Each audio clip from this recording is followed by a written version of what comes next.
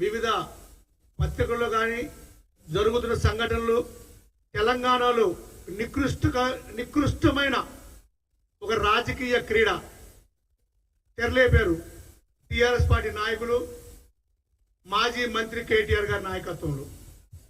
మీరు చూస్తున్నారు మిత్రులారా, నిన్న మొన్న కూడా రాత్రి కూడా కేటీఆర్ అనేక ఛానల్స్లో అనేక వేదికల మీద ఇష్టం వచ్చినట్టుగా మాట్లాడుతున్నాడు. ఎలా ఉందంటే దొంగే దొంగ నడిచినట్టు.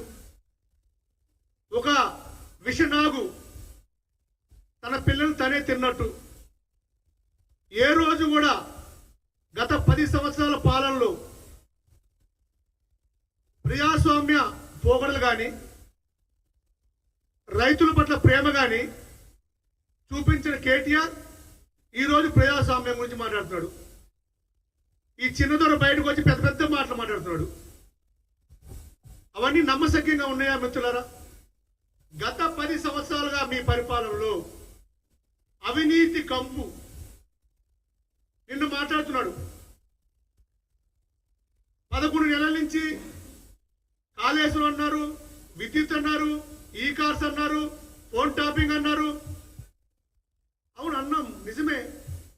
మీరు గత 10 సంవత్సరాల కాలంలో మీరు చేసిన అవినీతి మా ముఖ్యమంత్రి గారు బయటికి తీస్తే మేము అధికారం ఉండే 5 సంవత్సరాలు సరిపడ ప్రతి నెల ఒక స్కామ్ ఉంది. ప్రతి నెల ఒక స్కామ్ బయట తీయొచ్చు. అంత స్కామ్ చేశారు. అంత వ్యవస్థని నాశనం పట్టించారు, భ్రష్టు పట్టించారు. మరి మాట్లాడతారు ఇంకా కేటీఆర్ గారు. మిత్రులారా, మీకు స్పష్టంగా ఒక విషయం చెప్పదలుచుకున్నా. కేటీఆర్ గారు జైలుకు పోవడం ఖాయమని తెలిసి ఆయనతో పాటు తోడు తీసుకెళ్దామని నరేంద్ర రెడ్డి లాంటి వాళ్ళు రెచ్చగొడుతున్నారు.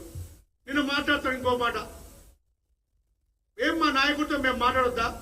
బరాబర్ మాట్లాడతా. కేటీఆర్, నువ్వు అధికారంలో ఉన్నప్పుడు ఏ నాయకుడిని లెక్క చేసావా? ఏ ఎమ్మెల్యేలతో మాట్లాడావా? మీ అయ్య గాని నువ్వు గాని మంత్రులకు ఎమ్మెల్యేలు టైం ఇచ్చారా? ఈరోజు దళితుల గురించి మాట్లాడుతున్నావు. ఈ తెలంగాణ ఉద్యమాన్ని ఉవ్వెత్తున ఎగిసిపడే విధంగా మీకు సాయం చేసిన గద్దర్ గాని విమలక్క గాని ఎప్పుడో దొర నీ గండిలో రాణించావా? ఈరోజు రైతుల గురించి మాట్లాడుతున్నావు. రైతుల కోసం జైలుకి వెళ్తా, అవసరమైతే రైతుల కోసం ప్రాణం ఇస్తా. నీ బోడి ప్రాణం, నీ సన్నాది ప్రాణం మాకెందుకు?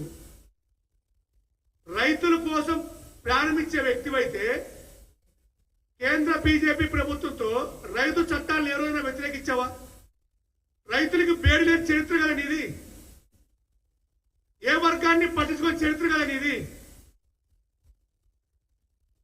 10 సంవత్సరాలు మీ పరిపాలన ఇంకా మర్చిపోలేదు ప్రజలు.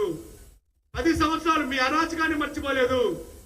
10 సంవత్సరాలు మీ కుటుంబ పాలన మర్చిపోలేదు. 10 సంవత్సరాలు మీ ప్రవర్తన కూడా మర్చిపోలేదు. ఈ సందర్భంగా ఇంకొక విషయం కూడా టీఆర్ఎస్ నాయకులకు విజ్ఞప్తి చేస్తున్నా. మిత్రులారా, ఇంతకుముందు చెప్పా, పాము తన పల్లెలను తానే చంపినట్టుగా మిమ్మల్ని అందరినీ బలి పశువులు చేసి ఈ పార్టీ నడవదు. టీఆర్ఎస్ బీఆర్ఎస్ పార్టీ అనేది అగమ్య గోచరం. నాకు మద్దతు లేదు. వాళ్ళ ఎమ్మెల్యేలే వారిని నమ్మట్ల కేటీఆర్ గారిని. కాబట్టి ఏం చేయాలో అర్థం కాక దిక్కుతోచగా పిచ్చోళ్ళ లెక్క లేచితే ట్విట్టర్లో లేకపోతే ప్రెస్లో అవాకులు చెవాకులు ఇష్టం వచ్చినట్టు మాట్లాడుతున్నాడు. నేను ఒకటే చెప్పదలుచుకున్నా, మిమ్మల్ని అందరినీ కూడా కేసుల్లో ఇరికిచ్చి మిమ్మల్ని అందరినీ కూడా రెచ్చగొట్టి ఏదో విధంగా ఆయన హీరో కావాలి, మళ్ళీ ఈ ప్రభుత్వం మీద పోరాటం చేసినట్టుగా నటిస్తూ మాట్లాడుతున్నాడు. రైతులకి అన్యాయం ఎక్కడ జరిగింది అసలు? ఫార్మాసిటీలో మీరు 14,000 ఎకరాలు 8 సంవత్సరాలు మేము సేకరించాము.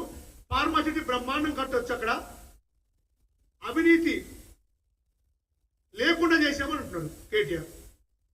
మా ముఖ్యమంత్రి గారే ఫార్మాసిటీని విచ్ఛిన్నం చేసి అంటాడు.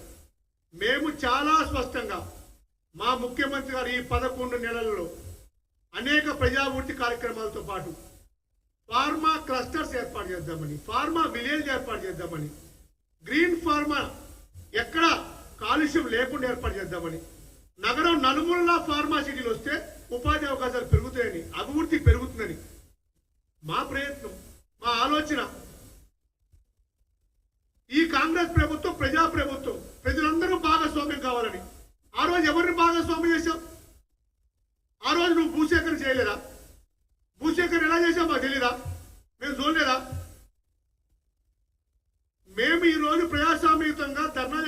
అవకాశం ఇస్తాం, ప్రజాస్వామ్యయుతంగా మీ మీ నిరసన తెలియజేసే అవకాశం కల్పిస్తాం. మీరు ఎక్కడ కల్పించారు? ధర్నా చౌక్ అయితే చరిత్ర కానీ ఇది. నీ దొర గడికి చుట్టూరు కంచెలు వేసుకొని ఎవరిని లోపల